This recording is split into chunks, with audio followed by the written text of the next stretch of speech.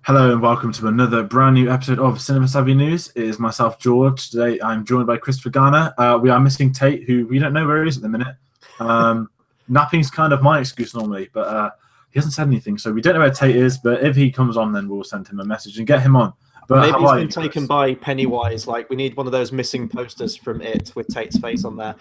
Yeah, I'm doing good. Not much news today, so we'll probably get it through very, very quickly. There's a lot of Star Wars news, though, and we know how much we like talking about that stuff, so that will take the bulk of the time up. But yeah, no word on Tate. No idea where he is. I feel that maybe, you know, when you said Pennywise took him, you could see literally his eyes of his soul when we watched the film.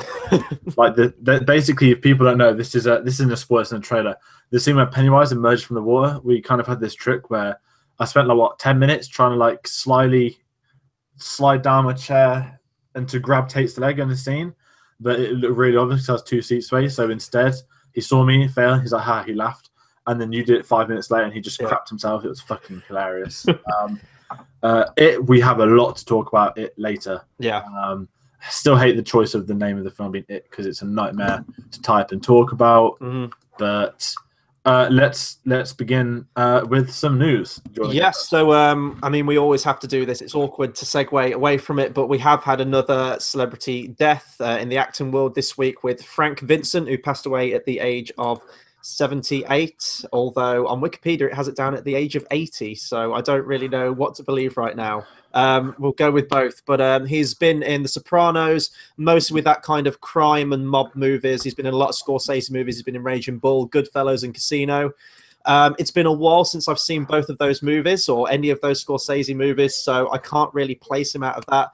But obviously, he's most well known for The Sopranos, which is a show I really, really need to see. I've heard phenomenal things about it. But yeah, we have to mention it because, you know, it's a big name in the acting world, but he will be missed. As I say, I don't really know many of his roles, unfortunately.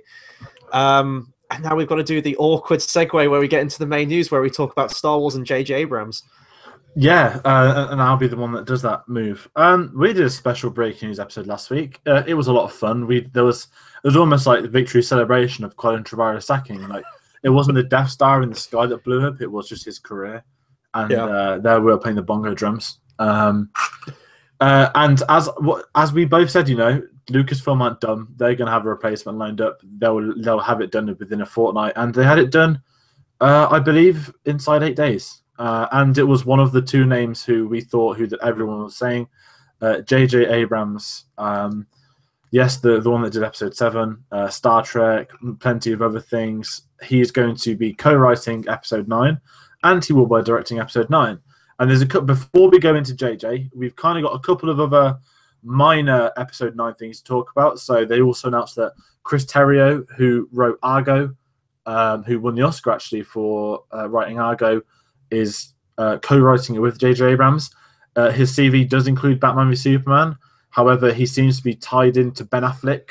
So I think Ben Affleck brought him on board probably just to say, like, you know, fix my dialogue, leave the others. Because he's worked with Ben Affleck on a lot of projects. So I'm kind of down with that. At the end of the day, he's won an Oscar, so it's not a bad combination. And it's an interesting choice for Star Wars, given that he hasn't done many films. And also the big one is that they've moved the release date to December 20th, 2019, and they've got rid of it from May. Just technically this is a news thing. Aladdin has now got the May release date, but no one cares about the Aladdin film because Will Smith's playing the genie. And obviously it's directed by the biggest gangster in London, so expect like King Arthur / Arabian Nights. That's going to be quite the cinematic experience. So was Aladdin originally meant to be coming out that December? Yes. That's insane. Why would they do that? They're filming it now. I don't know. What's funner is that I think it's also the same release date as Wonder Woman 2, and it's also, I believe, the same release date as Avatar 2 or 3. Don't know which one, but there's an Avatar film coming out that December. There's going to be one film that stands its ground, and of course it's going to be Star Wars Episode 9. Like, they're not moving from that. I'm happy they've actually moved the release date, because we've talked about this before, that we're quite happy with Star Wars being that big December tentpole movie now. It's kind of garnered that every single year now. I know that the Han Solo spin-off, is that still coming out May? They haven't pushed that one back. Yeah, it's May, but I really wish they postponed it. Yeah, me too. But whether they do, and they do it soon, we don't know, but the December release date is Well, I sent tweets out. It's basically my Christmas. Mhm. I'm not a big fan of Christmas, the nonsense, the dressing up, all that bravado. Just give me a Star Wars film. I'll have an advent calendar for the Star Wars film. We have Force Friday, which is basically the merchandise advent calendar. December's good. It basically has its own month. I think if anyone cast their mind back to episode 7, there's a comedy that came out of Amy Poehler and Tina Fey, who are two of the best like sort of female comedians, writers. They're absolutely hilarious. They've hosted is it the Golden Globes a couple of times, or one of the shows. They're absolutely amazing. They did a comedy together. They released it the same day as episode 7. Guess what? No one watched it. Guess what? They made a trailer that was a spoof of Star Wars about why you shouldn't watch Star Wars. You should watch this film. Mhm. They even knew it wasn't going to make any money. But I just love the fact that this single-handedly just destroyed a couple of other films that have been planned. Like Avatar 2 was originally coming out the same day as episode 8, and it delayed it, and now it's going to probably get delayed again, which is actually jokes. And it's just good that it comes out in December because, I mean, it seems weird to say, but most families go to the cinema like as a big group. Like my mum and dad went to see Rogue One. That is unheard of. Like they hadn't been to the cinema in what seemed like years. And Star Wars is that kind of movie where you've got the older generations, you can all go and see it. It's a great time. So I'm happy that the release date's moved. In terms of the writing, I'm fine with the Argo. I mean, obviously you said Batman v Superman, so that is kind of the shadow on his writing career there. But if we're going with Argo, that's fair enough. My criticisms for this mostly comes down to the director. So obviously JJ Abrams has now got the gig of directing episode 9.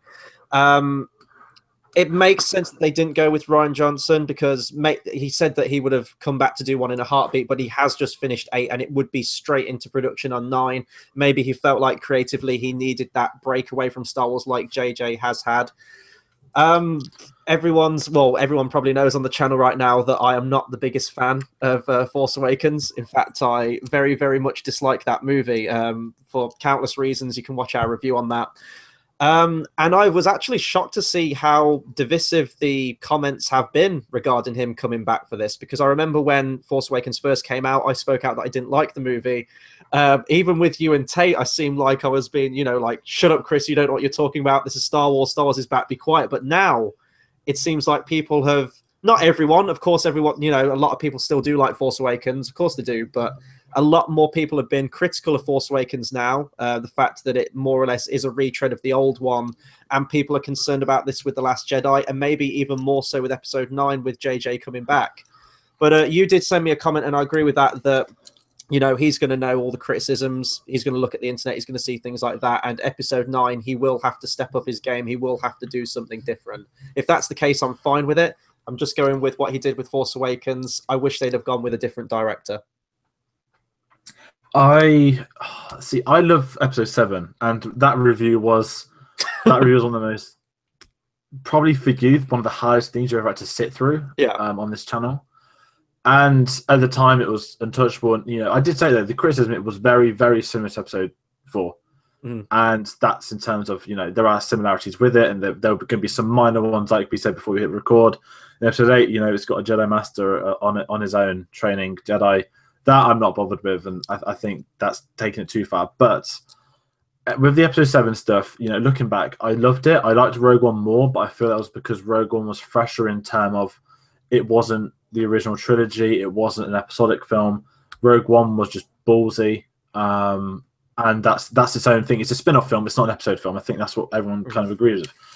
With JJ coming back, the way I see it is, they fucked up with Han Solo. Like I think Ron Howard will salvage it. I think Disney is smart enough to get a decent film out. Well, not necessarily decent, but I think it'll be fine. I think they got the right guy for that. And I think that with Colin Trevorrow, they kind of hit the sack button at the perfect time, just off the back of a bad film he's done months before they originally set to start shooting, which has now been pushed from January to June, giving JJ time to do a rewrite with Chris Terrio. Obviously, the other thing is JJ Abrams mapped out the trilogy plans with Kathleen Kennedy, so he probably knows where this is going a lot more so than Colin Trevorrow did. I think he said he created the character of Finn. That was one of his ideas, because obviously they've brainstormed it. There's a really good book which I'd recommend to people, like The Art of Episode 7, but loads of it's about the making and the behind-the-scenes stuff, and I think Finn was the first character they created, and he said he wanted the idea of a stormtrooper turned good guy, but as a protagonist, not just a minor sort of hero sort of what's it called? You know, Planet of the Apes, like gorilla. You knew it was going to turn good at the end of the film. They didn't want that. They wanted it straight off the gun. Bad guy turning good. And I'm down for stuff like that. Was him doing something new. But then you had the Death Star 3 / Starkiller Base / stuff like that. And I think JJ, like I've never really spoken about the channel, but I've never liked Star Trek in my life. Even when I was younger, I couldn't stand the TV show, none of it. I saw his 2 Star Trek films. Really enjoyed the first one. I didn't mind Into Darkness. It wasn't as good as the first one, but I thought JJ saved direction. I love Mission Impossible 3. It's not as good as the later ones, but they're a franchise that's got better and better. I think it's one of those rare franchises, and I think he'll be fine. I think he knows Lucasfilm. I think they trust him, and I think that's a big part of making these films now. But Rian Johnson seems to have had all the praise in the world, as did JJ. Whereas the other guys, there's been completely different situations. But if you look at just how they've acted in the last couple of years, I would much rather Disney fix their problems before or during the problems rather than release a film and say, you know what, we'll fix it in the next one. Because that's kind of what happened with the prequel trilogy. They moaned about young Anakin. Okay, I'll fix it in episode 2. Made older Anakin. Well, he's not. Well, obviously, that's turns out Vader, but they didn't address the problems. They did them after, and I feel that with this, we're going to get an episode 9. But obviously, we haven't seen 8 yet. We don't know how 8's going to end. For all we know, everyone dies in episode 8, which obviously won't happen. But I feel that if episode 8 changes the stake well enough, that the whole rehashing sort of jokes and that will disappear. Like this, of course, it's a trilogy. There has to be some similarities. They go have a closing arc. The Likers, the first, not the First Order, sorry. The good guys have to win. It's Star Wars. It's aimed at kids. This is a new generation of it all. So it's going to be some similarities from the start to the end. But I really hope, and they need to get this one right, because to me, I love Force Awakens, but it's a pass. The similarities are there, but I always ranked it as, to accommodate the old audience, a new young audience, the prequel audience, and at the end of the day, that's a lot of pressure for one guy to do. And I think JJ handled it fine. I think it'll be a lot easier for him to episode 9 when everything's in place. I've kind of wafted on with this, but I think for episode 9, he would have been fine. I'm just going to quickly go to the comments from Brinsley. Yeah. He said, who would you have picked to direct episode 9? My heart would say otherwise, but my head was JJ or Rian Johnson. To me, it was these 2 guys. I would, if they want to take risks, do that for your spin-off films. To me, that's what they're for more so, and I think they've kind of been doing them, even though they sacked 2 of them. Well, we did a top 10 list, didn't we, of which directors we'd like to see take on. I think it was spin-off movies, wasn't it? Yeah. Villeneuve would have been cool. I'd like to have seen them bring someone fresh in like that, but I mean, he's still tied up with Blade Runner, and I think he's doing Dune afterwards. He's doing Dune, and he's one of the 3, isn't he? That's up for Bond as well. So he's tied up with that. I'd have gone with Rian Johnson if they were going to go with anyone out of the 2. I'm wondering if this is, well, to me, this seems really reactionary of Disney, because we've looked at them in the past in terms of the other films have done after Force Awakens, where they do go with that sort of like out of left field decision with a director. Gareth Edwards, for example, Phil Lord, Chris Miller, things like that. But then obviously they get sacked when maybe they wanted to go too crazy or do something too different, and they want to rein it back and have that Disney control over it. So I think the decision with JJ is a very safe one. He made, I didn't like it, but he made a very popular Force Awakens. Everyone liked it, kind of got Star Wars back on the map. So they probably want to try and just repeat that. You won't have to kind of go through like any audition process or anything like that. He'll be completely at home with the directing of the Star Wars franchise. But yeah, I have seen comments out there, we had the original trilogy, we had the prequel trilogy, and then I've seen people throwing out the requel trilogy. I don't want that moment where Rey has to face down Kylo Ren again, try and convert him to the good side. Snoke's there, try to convert Rey. If we go into that territory with episode 9, then I can't defend this trilogy at all. But everything for me is riding on this episode 8. It's all speculation at this point. We'll have to wait till December to see how it shapes up for episode 9. But in terms of the actual news, I'm not too hot on the idea of JJ coming back. I would have liked that new fresh blood into the trilogy to bring their own stamp to it again. That's a very good point. And I'm the same with you. I don't defend JJ, but if we do get that scene, because that's what people have said, if we get Rey v Kylo with Snoke watching over, to me that's a waste. When it should be Luke and Rey versus Kylo and Snoke, something new which hasn't been seen in a Star Wars film. which I'm praying we see in a Star Wars film, whether it's this year or 2019. That will be the first tag team on screen. It will be glorious, and that's what needs to happen. We don't need a rehash. Like I said, keep some similarities, have the good guys win, have some other. I mean, it's probably going to be bad guys win 8, good guys win 9. That's the trilogy, though. That's how trilogies work. It's just Star Wars did it first and did it the best. Just take some risks. I think we're going to get the risks in episode 8, and I think if they get the risks right in 8, then that's going to open the door for them to do what they want with 9. I just think that episode 7 had to be the safe film, and I'm praying that that is the only really safe film they've made, because I still think Rogue One's a risky one. Some people, I don't know, just casual people, not film fans, casual people, they've said, I didn't like Rogue One. I said, well, why? Because they killed everyone. And they're like, that's the point. And that's, to me, what makes it work, is they killed everyone. It's not what you expected from a film. Whereas, I'm not saying kill everyone in episode 9, but do some ballsy things that not everyone would expect you to do. Because I think, did we do a Rogue One predictions video? Yes. I think we both said, everyone should die, but this is Disney. 1 or 2 will survive. And they didn't, which was wonderful. Spoiler, sorry. But yeah, I think everything comes down to episode 8. And I feel, and I very much hope that episode 8 is the one. I think episode 8 could be certainly the best of the Disney era films, and potentially, if right, one of, if not the best Star Wars film ever made. Because Rian Johnson is a hell of a talented director. Just a quick one, Brindy said again, not sure if you heard the rumours Colin was fired, was that he was a massive twat and full of himself. Yes, yeah. I read those rumours. For anyone that didn't know, essentially what's happening is that Colin Trevorrow has apparently been always arrogant. Because Spielberg picked him to do the Jurassic Park reboot, he was very arrogant from that. Then the money came in for Jurassic Park, and he got even more arrogant, full of himself. Didn't like people questioning him on set. It went straight to his head. Then he got given a Star Wars film. His ego, turns into a planet like Guardians of the Galaxy. And Book of Henry came out, and apparently on set he was acting like a jerk to a lot of people. And I can just picture this like web of lies just building, the ego building, and then just Kathleen Kennedy just walks in with a hacksaw, just chops his head off. It's Kathleen over. Kennedy is the Death Star, and he is. She is.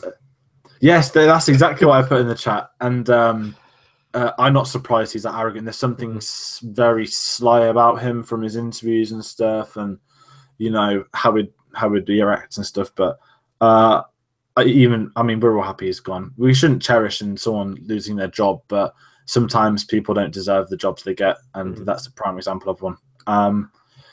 And we have a tiny bit of Star Wars news. We're going to finish with JJ Abrams now. The main thing is JJ Abrams is back. If you want to find some great memes, there's a wonderful one of the Kylo Ren talking Darth Vader helmet, where it's, I will finish what you started, and it's JJ talking to himself.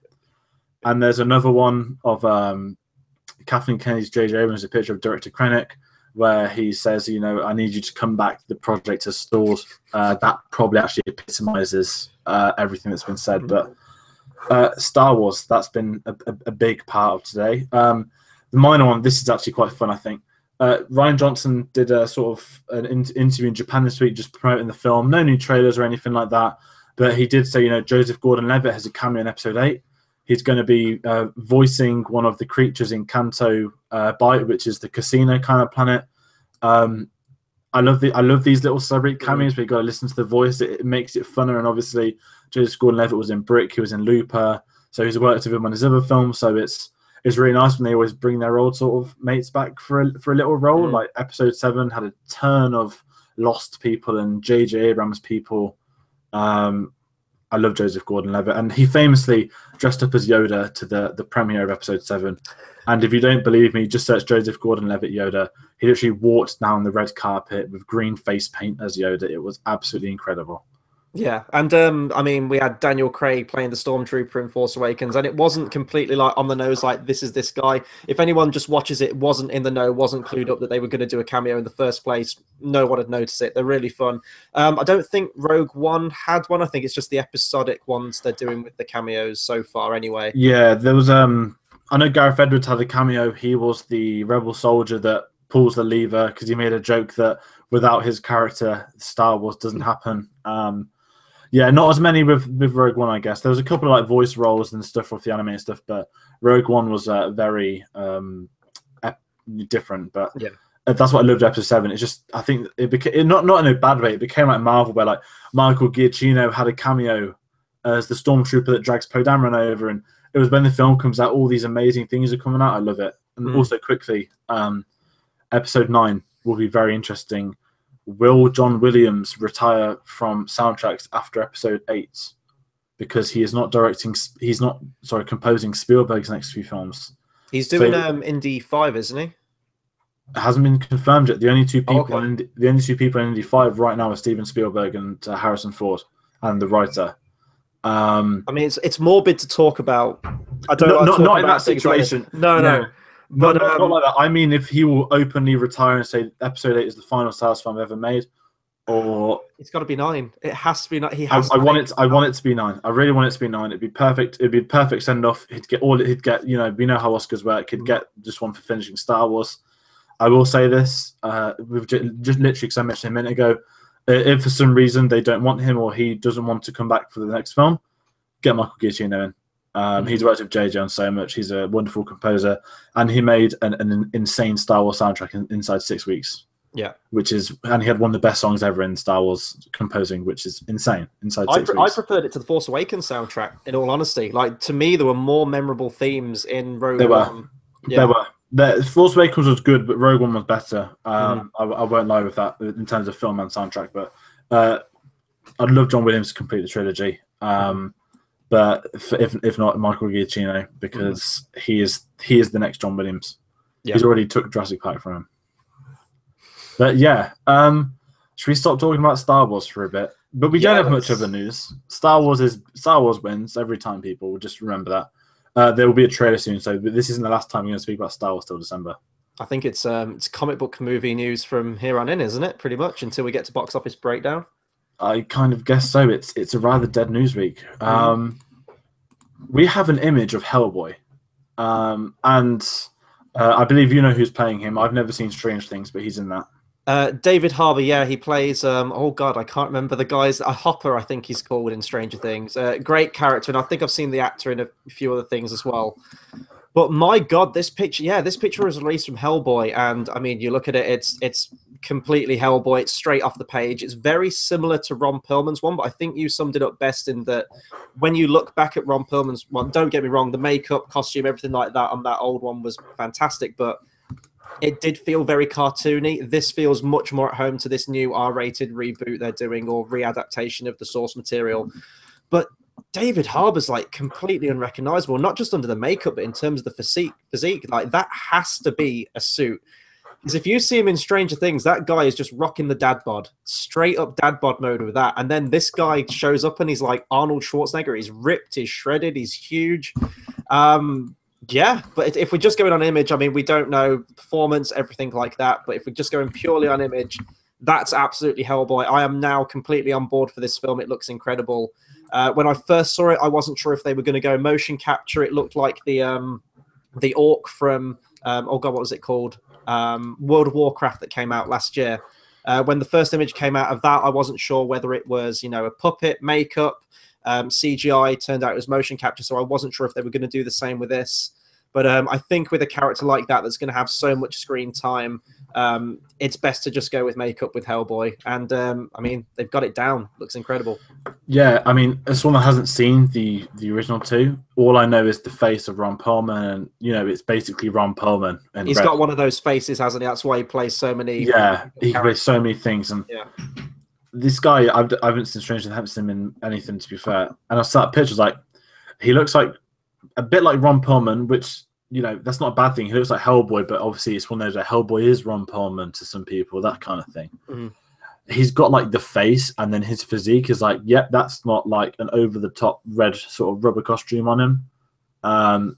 He looks like he's about to kill some people. And I mean, I'm not too phased by like I said, I haven't seen them. I've never really been bothered about watching them, but I will see the new one, especially with what kind of happened and kicked off with it. But it's got me kind of half interested that at least it's not, like awful CGI or something like that, that this is actually him doing a film. And that bit of realism always does help, I think, these days. Yeah, and you know, Guillermo del Toro, I've seen I've seen both Hellboy films. I didn't care for the second one, The Golden Army. The first one I thought was okay, but one thing I'll always give Guillermo del Toro credit for, aside from Pacific Rim, is his practical effects and his creature designs and everything like that. Like Hellboy looked incredible, and all the other creatures in that film. So I hope they bring a lot more of that kind of style into this, and it looks like they are if they're going with Hellboy.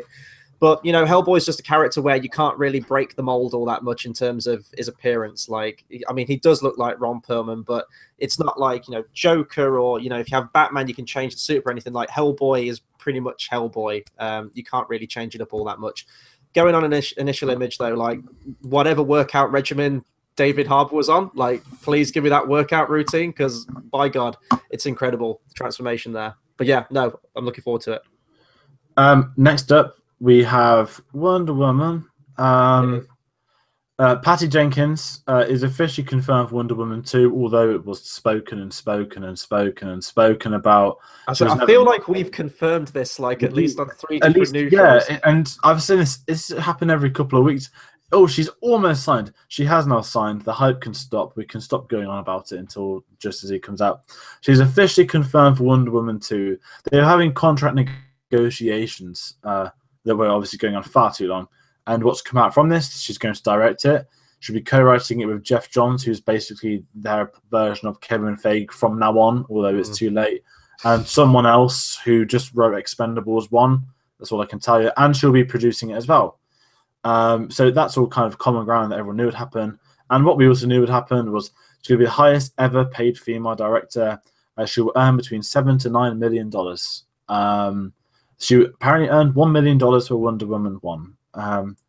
Well, it's natural to get a pay rise when you make, you know, a big film. When you're playing with DC, yeah, it's a good step in the right direction. At the end of the day, like I get the whole equal pay thing. At the end of the day, when it's someone saying wishing they had 9 million, not 1 million, I couldn't give a shit. I would take 500 grand. But it's fine. It's fair. I think DC tend to pay directors about that much. Well, Warner Bros, I guess. So she's getting paid the same as her male counterparts. So there'll be some people, I'm sure, piping up at kicking off with me, so I'm not enthusiastic enough about this, which is the same old people. But yeah, wow, this news is really surprising, isn't it, Chris? Wow. Yeah. I mean, I loved Wonder Woman. It's one of my favorite films from this year. I'm not going to deny that at all. It's nice to see that Warner Brothers are actually keeping on a director this time with actual talent, unlike Zack Snyder. Like, why did they keep him on? That's by the by anyway. Looking forward to Wonder Woman 2.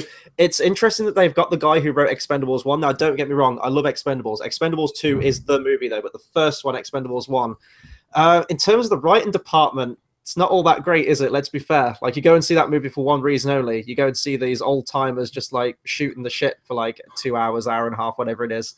So it's weird that they've got him on to help write it. Jeff Johns' inclusion, didn't he help out with the first Wonder Woman? I thought that was from the first movie he was going to be working on, but is it this one? It could be that. I don't think he's got a credit. I don't think he did Jeff Johns. I don't think he did that. Sorry, I think he. Oh shit! I don't know this. Would take Google's it. Jeff Johns came in, I think, after Batman v Superman came out. So whether it was last minute helping this, or he just kind of, you know, dropped off and started on the future projects. But Jeff Johns, for anyone that doesn't know, he's basically headlined the new 52, the DC series from 2011 onwards, which was kind of the best DC had done in quite a few decades. And they brought him in to be their version of Kevin Feige. However, they've done it too late, as they'd already, you know, commenced Justice League. But at least he's eradicated Justice League into one part rather than two. And I think from about 2018-19 onwards, his stamp will kick in. But I feel that it's a bit too late now. And I feel they probably just did it to appease the comic book fans. But Jeff Johns is a very talented writer. And, you know, I just assume that this will be Jeff Johns is giving the lore, the details of what she can say, what's going to connect it to the other films. Basically, he's the Kevin Feige for DC from now on. But yeah, just talking about salaries quickly. Then it was interesting how much Christopher Nolan earned on Dunkirk. It was 20 million plus 20% in the box office. So right now he's earned 120 million. We'll get to that later because it's in the news. But yeah, I'm sure there'll be definitely women kicking off about that now. What's next, Chris? We have some Robotech news. Again, link it with Wonder Woman. It's going to be written by the same writer. So Jason Fuchs will be writing, and the It director is attached to direct. He'll probably be directing this after he finishes the It series with It Chapter 2. Robotech is one of those things that I really need to get on and watch. I think it was, what was it, an anime? I believe it was quite a popular one, built up a cult following. I really don't know much about it other than that. I don't know if it's kind of like a Transformers thing, if it's just this built up, Japanese city with robots and everything like that. I really don't know. But I know it's got a big fan base. I know that it's got this huge, expansive lore with it that hopefully they can bring to the big screen in an effective way. I liked Wonder Woman. I thought the screenplay was fairly good for that. I thought they delved into character and everything like that. The It director, it's going to be a very different film, so I'm sure we won't have jump scares left, right, and center in Robotech. Hopefully, it's fine. I'm going to have to wait. I'm going to have to watch Robotech first. I'm going to have to watch trailers. But in terms of the people they've got on board for it, I think it's a fairly safe crew they've got. Yeah, I think some of them animes that people just don't fuck this up. That's what their fans keep saying. It's almost like anime to live action is almost like video games to live action. That it's an incredibly tough market to delve into. It's when they kind of realize that the general audience aren't playing this, they aren't watching this. We can't greenlight 200 mil because we don't have that guaranteed in return. Some properties would do no less, like Lara Croft, that'll make money next year. But not every video game does. Proven this year with Assassin's Creed. Well, technically last year, but that's it. Yeah. Hopefully it's all right. It's interesting that they have the It director, knowing that they've probably got to wait now a couple of years for him to do Chapter 2, which I guess we can vaguely talk about later on today. But yeah, that's Robotech done. We're literally dead on news. We've got 2 more stories. Venom. This is how little today is. Venom filming, not the film. Venom's filming has been delayed 3 weeks. I don't think anyone cares, but filming will now start October the 23rd. They aren't changing the release date, which I think is like October 19th, 2018. So, I mean, 3 weeks isn't much to change. It's just a couple of weeks more work in post-production for them. It's not like they've got like a giant CGI sort of spider creature to animate loads. We don't know yet. Maybe Sony will surprise us all. Yeah, and plot twist. Venom's actually it's been Topher Grace all along wearing a Tom Hardy mask. And we're getting the old Spider-Man universe back. Oh, we're going to eradicate Tom Holland's nonsense. You can't play with my emotions like that. I know, it's just so much better. Just like inserts, not JJ Abrams, JJ Jameson. Yeah, Venom. That's happening still. Let's move on to the next one. So our last piece of news for today is that Drew Goddard is to write and direct X-Force, and also that Deadpool and Cable will star in it. I'm not going to dress it up. I don't know anything about X-Force. I know that it's some kind of subsidiary spin-off thing to the X-Men, and obviously Deadpool and Cable are in that world. But this just screams to me that we don't have enough faith in our project of X-Force to get asses in seats. So we need to bring a popular character, Deadpool, and of course Cable as well. He's going to be sort of like the buddy cop kind of mentality in Deadpool 2. Get both of them in it. It's going to get people into the cinema. It's kind of, I don't know whether to draw the comparison with like Wolverine in the X-Men films, because he kind of did establish himself as the main one in all of them anyway. But just give me some original characters. You can have, what was it, Negasonic Teenage Warhead or whatever she was called. I think she's in there. You can have that connection, but they want to establish this cinematic universe in the Fox realm, don't they? So it's fine. I just don't want Deadpool to completely steal the limelight and essentially to become a Deadpool 2.5. I think it will become precisely that. With Fox, they like to have their main guy and a couple of other people helping out on the side. Deadpool 1 made money, so I think they're going to chuck him in everyone's face until they realise that it was almost like an event film. It will drop off. It won't. Lightning doesn't hit twice. And this is where an angry commenter says, like, oh, well, in issue 213, Deadpool and Cable did join the X-Force, and I don't care. Or it will be like issue 312, Lightning strikes twice in the same place. Haha, you're wrong, you internet person. I can just picture them typing away, doing their business. I don't like Deadpool. People that know, I will still watch Deadpool 2. I want it to be good. I used to love the Deadpool comics, so people can't say down like the character when I've read quite a lot of them. I just didn't have any time for the film. I thought it was a waste. And it was just trying to be more intelligent than what it was. It was just a very boring origin story. I want Deadpool 2 to be slightly better. but I've got a bad feeling that it's going to do that thing where, like, you know, comedy sequels, they just repeat the same jokes. I've got a feeling it's going to try and be like 22 Jump Street by repeating them and taking the piss out of itself, but I think it's going to fall on its ass doing that. Whereas obviously 22 Jump Street was like, that was properly done. That was actually decent. That was funny. That was a good sequel while taking the piss out of the first one. Of, oh, look, bigger budget. That's why I got these new shoes you can't see. You know, Deadpool's going to be like, oh, look, a second one. Now I can do this. Or they'll have credits and they'll put like credits again or some crap like that. But X-Force is basically like the mini X-Men. It's the darker X-Men, the rated R X-Men. I'm fine with that. I don't really care about X-Men, the property anymore. Like people know that Wolverine was the leader and stuff, but at the end of the day, he was the marketable one. Everyone loves Wolverine. That's not just comic book fans. That's like women, like kids love him, adults. Everyone loved Hugh Jackman, and he's gone. And we all need to get over it. He's gone. He went with Logan, which was a wonderful way to bow out. But to me, that's me bowing out with X-Men as well. I do not care about the other X-Men films. Even bringing back Michael Fassbender isn't enough to make me want to watch the next one. It just really isn't. But yeah, X-Men, they're going to milk it until it goes dry, and then Marvel will come in, but it'll be too late because Fox still won't let them have it. Well, it'll happen because they've confirmed the 5 release dates or whatever it was with Deadpool and the other X-Men film. It's too much. X-Men doesn't deserve that kind of treatment. Bring one film out every 3 years or so. But yeah, I'm kind of getting to the point now where I'm dropping off X-Men. It's amazing how one bad film can just let the drag shoot out on a series, and X-Men Apocalypse was that movie for me. Definitely. That's it of the news today. As usual, we've been trailer talk because there's not enough that's come out. But we have box office breakdown, and I guess one of the major news pieces is in this today.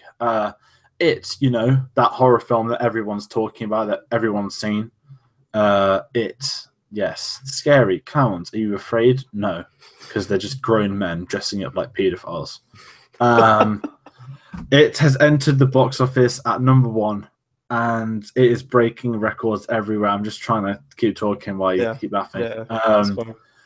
It got 123 opening weekend. All right, and if you watched the news last week, it was forecast to make 60 million. Never in my life have I seen a film double its estimates, and by that I mean, like, sometimes a film will meant to have a debut of 7 and gets like 15, 20. I've never seen a 60 get 120. This has just got bigger and bigger, and you know, the warning signs were there when it was breaking them trailer records. I just didn't expect everyone to flock to the cinema.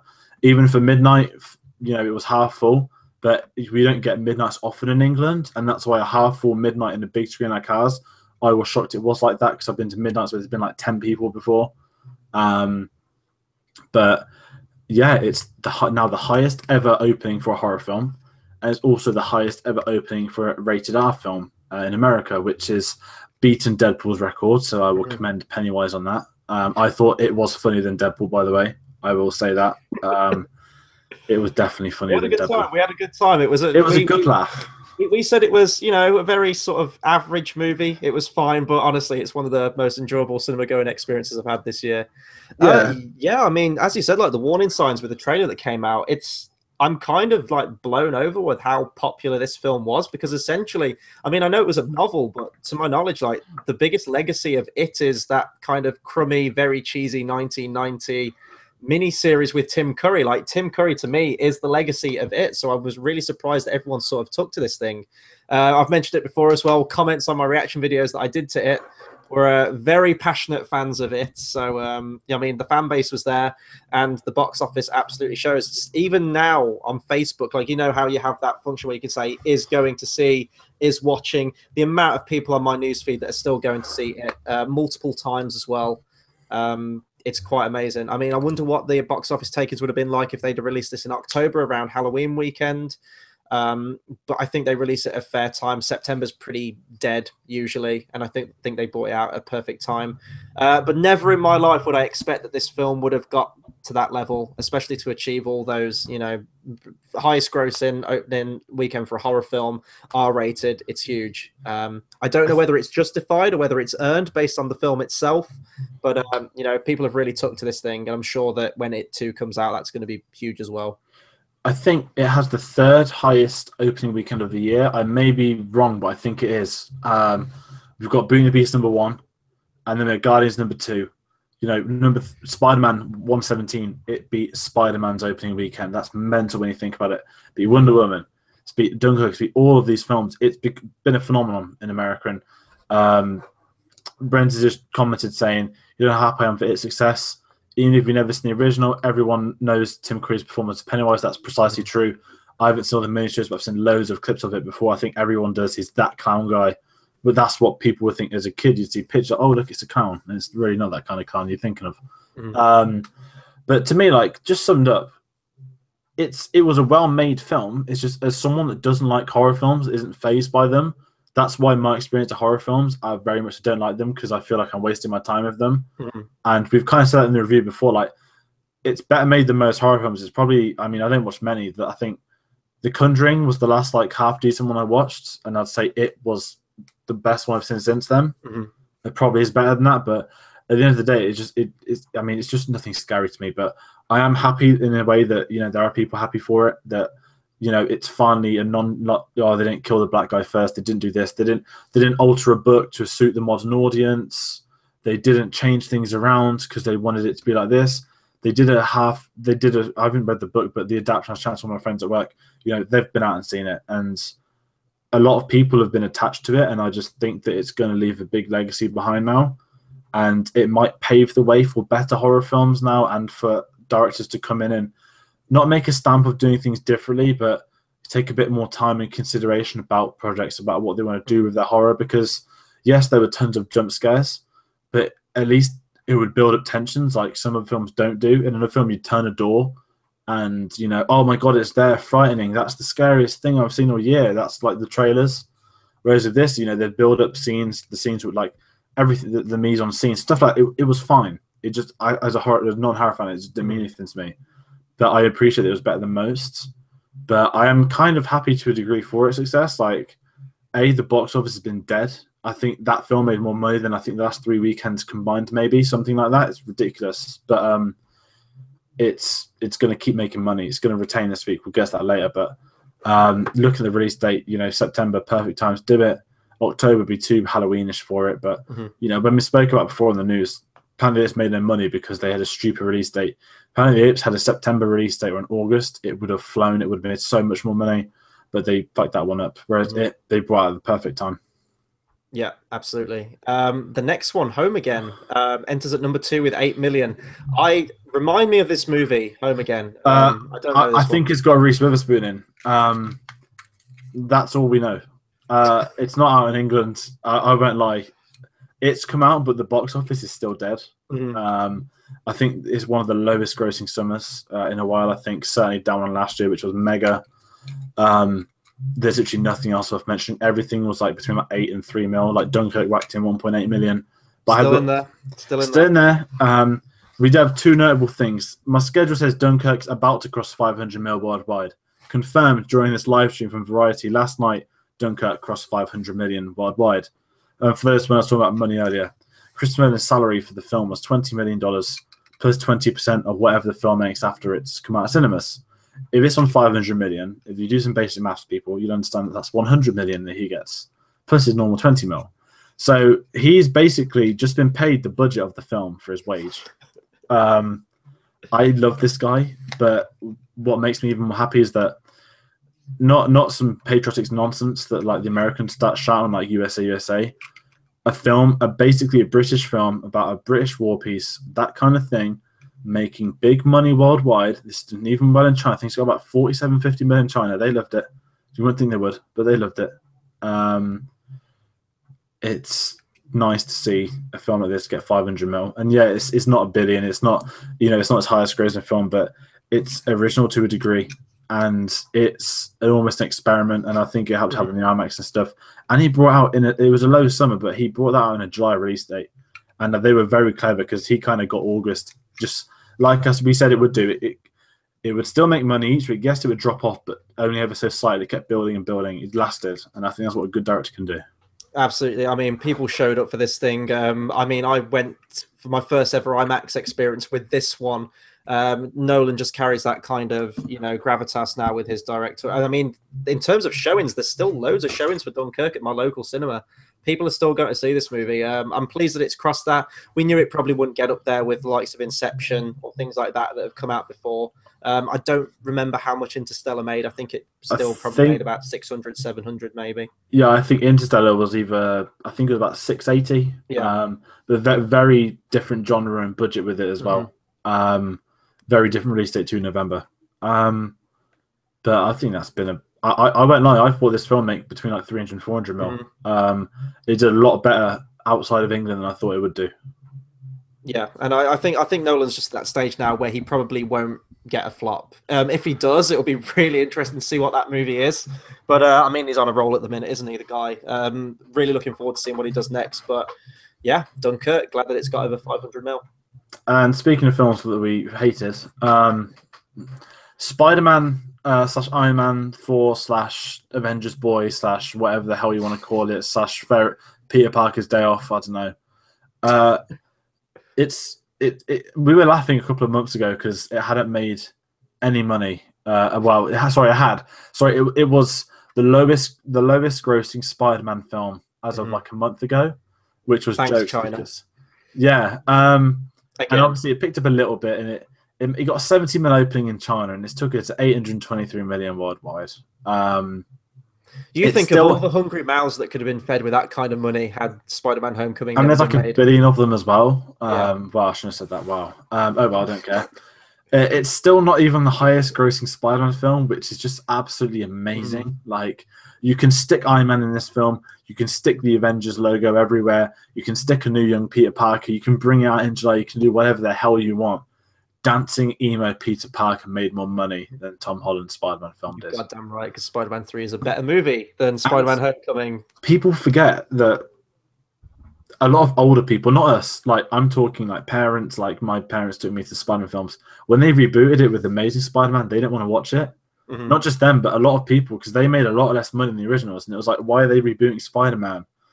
And now you're getting the people that didn't even watch Amazing Spider-Man be like, why are they rebooting Spider-Man when they just rebooted it? The people that don't follow film, and then they say, oh, it's another Avengers one, so they have to kind of take the kid to it. But then they're also there like, you know, oh, you know, like it's a new Spider-Man film. To me, Spider-Man's dead to me now. There's a reason that between reboots, they usually go away between 8 to 10 years. Like Batman had 8 years between Batman and Robin and Batman Begins, and the transformation and that was huge. To me, the transformation between these films hasn't been huge. It has in terms of quality dipping. Oh well, yeah. But even my biggest criticism of Homecoming, and we've done a review on it, so I'm not going to go in depth into it, was that you can't watch that film individually as a Spider-Man movie. You go and see that. If you haven't seen Iron Man, if you haven't seen Avengers, you might be kind of caught up in it a little bit. But so much of it is riding on connective tissue to the MCU, and that's just how the MCU films are now. You can't watch that as a standalone Spider-Man movie, and that's why I don't think I took to it. No, and you won't be able to watch Homecoming 2 without watching both Infinity War films probably as well. It's just, you know, not rinsing the boat, but I like the Marvel films, but yes, we knew you'd get Spider-Man, but there's just so many coming out now, and they're all. We're lucky that I guess we were the right age. There's a couple years between us though, but Iron Man 1 came out, and you know, that's 10 years ago now. I was 11. Wow, I was 11, 10, 11 when Spider-Man. No, 08. I was 12. 11, 12ish, and I managed to follow this franchise from the beginning. But to see what it's, I mean, back then it was like, okay, we had Iron Man, Hulk. Then what did you have? Iron Man 2 years later. Thor 1 year later. Captain America 6 months later. Getting Thor and Captain America in the space of 3 months was like, oh wow, like that's really close. Oh, and then we've got to wait a year for this, wait a year for that, and you know that's fine. I can do that. It's cool waiting a year. When there's like, oh look, 3 months, 3 months, 3 months, 3 months, 3 months.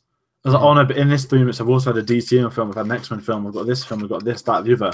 And I'm literally there, like, piss off now, like, we've had enough. And, you know, all these directors are saying the box office is going to crumble.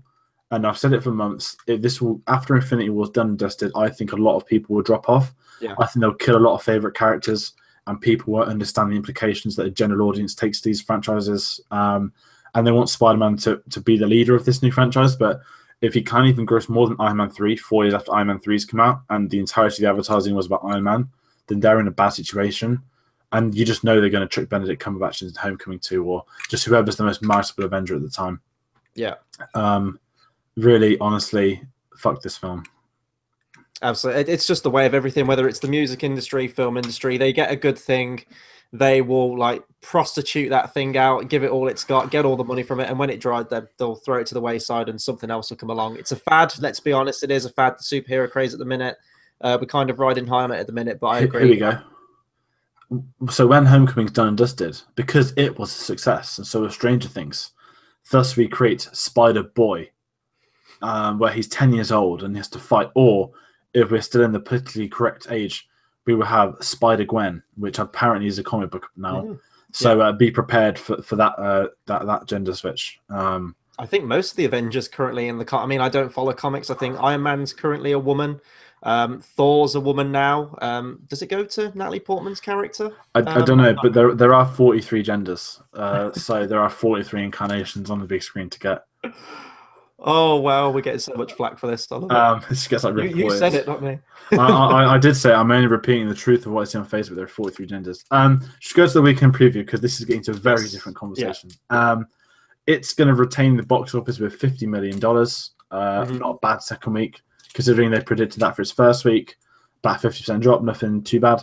More interesting is that Mother is debuting this week, as is American Assassin, starring Michael Keaton and someone else who I've forgotten already.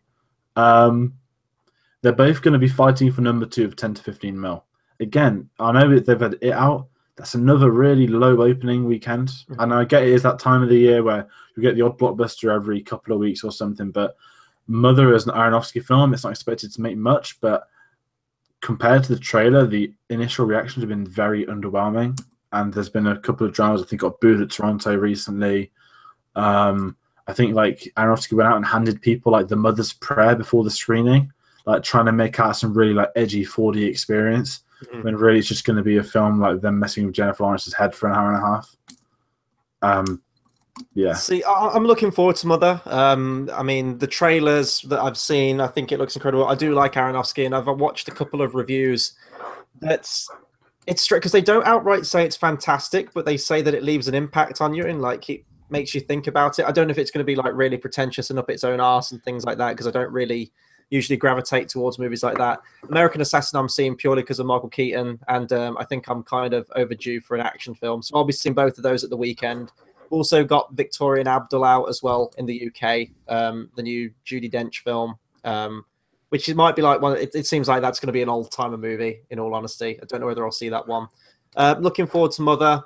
Who knows? But yeah, it's still going to be just king, probably for the next couple of weeks, actually. I think the next big film we've got coming out this month is probably Kingsman, isn't it? Towards the... Yes, next week. Yeah. Yes, it is next week over here. We get the 20th, which I kind of forgot about, but looking forward to. Yeah, we should probably do a review on the first one, because I need to go back and rewatch that movie. It's been a while. Yeah, we will do. That'll be a fun one. Kingsman's good fun. Hopefully the second's good. But that kind of wraps this week's news. Like I said, it's been a quiet week. JJ came in and I guess saved our show, like he saved Star Wars, for better or worse. But yeah, that's been an episode of Cinema Savvy News. We don't know where Tay is. Let's just keep repeating that. As usual, I'll go on about shows that we've got this week, which, like I said, we've got a couple of reviews maybe coming out.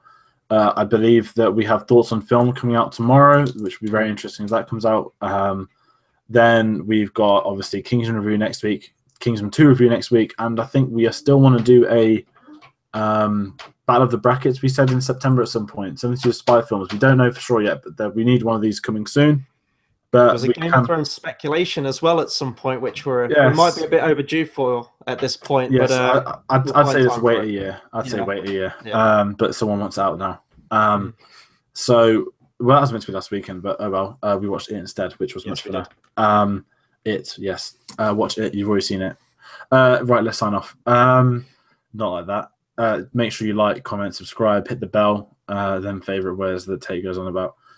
Stick with us. We've got loads of content coming through. I just say that because I can't be asked to recycle everything we've got coming on the show. We're pretty low on trailers. Like I said, it's been a dead couple of months. So when the big ones start dropping, we're expecting Star Wars and Chris will have a load more reactions going up.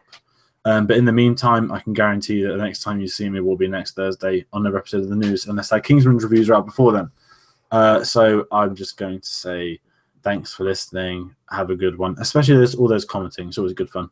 But yeah, goodbye.